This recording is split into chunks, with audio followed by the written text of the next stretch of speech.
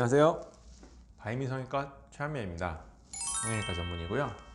자, 오늘은 입술필러 요즘들 많이들 하시는데요. 근데 어떤 분들한테 효과가 좋고 어떤 분들한테 효과가 좀 안 좋을지에 대해서 말씀을 드리고 싶습니다.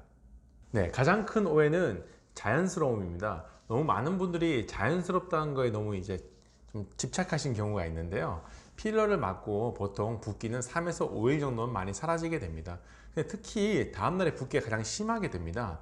그래서 자연스럽게 해주세요라고 말씀을 하시게 되면 의사 입장에서는 그럼 이분은 붓기가 큰 걸 원치 않으시구나 싶어서 어느 정도 좀 저교정을 할 수밖에 없습니다. 그런데 특히 처음 시술하신 분들의 경우에는 20에서 30% 정도 빠지게 됩니다. 근데 그 빠지는데 걸리는 시간이 2에서 3주 정도 되는데요. 그럴 경우에는 이제 느낌상 필러가 다 어디 갔냐, 다 빠진 거 아니냐 느끼실 수밖에 없습니다. 그렇기 때문에 처음 한 1주에서 2주는 좀 과도한 느낌이 들더라도 어느 정도 충분한 볼륨을 주시는 것이 좋고요. 당연히 2주에서 한 4주 정도 뒤에 리터치를 하시는 게 가장 좋습니다. 그래서 너무 자연스럽다는 거에 대해서 너무 이제 집착하실 필요는 없습니다. 필러는 특히 입술 필러 같은 경우에는 흡수가 가장 빠른 부위입니다. 그렇기 때문에 너무 그거에 대해 집착하실 필요는 없습니다. 윗입술이 두꺼운 분들이 많으십니다. 윗입술이 두꺼운 분들 같은 경우에 아랫입술을 좀 더 크게 만들어 달라고 말씀하시는 분들이 많은데, 이 입술의 탄력 같은 경우는 정말 개인마다 다양합니다. 특히 젊으신 분들 같은 경우에 아랫입술이 별로 크게 안 늘어나는 분들이 많습니다. 그런 분들 같은 경우에 윗입술에 대해서 이제 보다 아랫입술 많이 넣어달라고 하시겠지만 처음에 너무 많이 넣게 되는 경우에는 앞으로 튀어나올 수밖에 없습니다. 그렇기 때문에 윗입술이 두꺼운 분들 같은 경우 상대적으로 일단 한 번보다는 여러 번에 걸쳐서 입술 조금씩 늘려가는 느낌으로 시술 받으시는 게 훨씬 좋습니다. 처음부터 너무 많이 넣게 되면 아랫입술이 이렇게 튀어나와 보이는 경우, 이런 경우가 가장 이제 맞고 나서 부자연스럽다 이렇게 느끼실 수 있기 때문에 가급적이면 이제 여러 번 나눠서 난 해야 되는구나, 그리고 알고 하시는 것이 가장 좋겠습니다.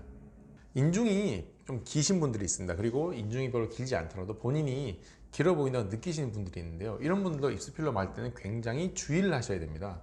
왜냐하면 입술을 맞게 되면, 특히 입꼭지를 강조하게 되면 상대적으로 인중의 길이가 당연히 길어질 수밖에 없습니다. 그리고 길어 보일 수 있기 때문에, 또 어떤 분들은 입술 라인을 강조하게 되면 인중이 짧아 보이지 않을까 하신 분들이 있는데요. 그러다 자칫하면 입술이 너무 튀어나와 보일 수 있습니다. 그렇기 때문에 본인의 인중이 길어 보인다는 분들 같은 경우에는 필러를 맞기 전에 꼭 시술하신 선생님과 상담하신 다음에 결정을 하시는 게 가장 좋으실 것 같습니다. 간혹 보면 입술이 이렇게 몰려 보이는 분들, 약간 짧은 분들이 있습니다. 이런 분들 같은 경우는 길게 해달라고 이제 하시는 분들이 많으신데요. 사실 필러로 이게 입술 자체를 전체로 길게 만드는 건 굉장히 어렵습니다. 가장자리에 필러 볼륨을 줘서 상대적으로 길어 보이게 하는 정도는 가능합니다. 다만 실제로 입술을 이렇게 길게 만들기는 어렵기 때문에 그거에 대해서도 미리 충분한 상의가 필요합니다. 입꼬리를 이렇게 많이 올리고 싶어 하는 분들이 계십니다. 요즘 개봉한 영화 조커처럼 이렇게 크게 올리고 싶어 하는 분도 계신데요. 사실 필러로 입꼬리를 올리는 것은 실제로 올라간다기보다는 올라가 보이는 것처럼 만든다고 생각하시면 됩니다. 입술에 어느 정도 볼륨을 특정 부분에 강조해서 살짝 올라가 보이게 만든 정도인데요. 그렇기 때문에 입꼬리를 워낙 처져 있는 분들, 심한 분들 같은 경우에는 필러나 보톡스만은 어려울 수 있다. 그래서 다른 시술이나 수술이 필요할 수도 있다는 점 미리 아셔야 됩니다. 대부분의 분들을 봤을 때 이제 오른쪽 입꼬리가 좀 떨어져 있는 분들이 훨씬 많으십니다. 그래서 시술 전에는 잘 모르십니다. 볼륨이 작기 때문에 본인의 비대칭에서 별로 신경 안 쓰시는 분들도 많으신데요. 이게 결국에는 필러가 들어가게 되면 이 비대칭이 더 도드라져 보일 수가 있습니다. 그렇기 때문에 시술하기 전에 비대칭이 심한 분들 같은 경우에는 물론 본인이 인지하지 못하신 경우가 대부분입니다. 그렇기 때문에 이럴 때도 시술 전에 충분히 상의를 하셔야 됩니다. 비대칭을 어느 정도는 교정할 수 있지만 똑같이 맞추는 건 불가능하다. 이거를 알고 시술을 받으셔야 결과가 만족스러울 수 있습니다.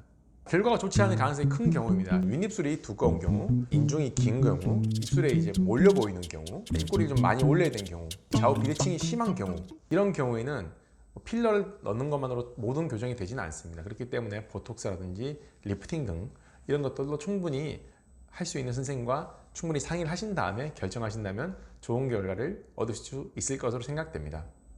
입술 필러는 참 간단하지만 난이도가 참 높은 시술 중에 하나입니다. 경험이 많으신 선생님과 충분한 상의를 하신 다음에 시술을 받으신다면 가장 만족할 만한 결과가 있을 것 같습니다. 오늘도 시청해 주셔서 감사합니다.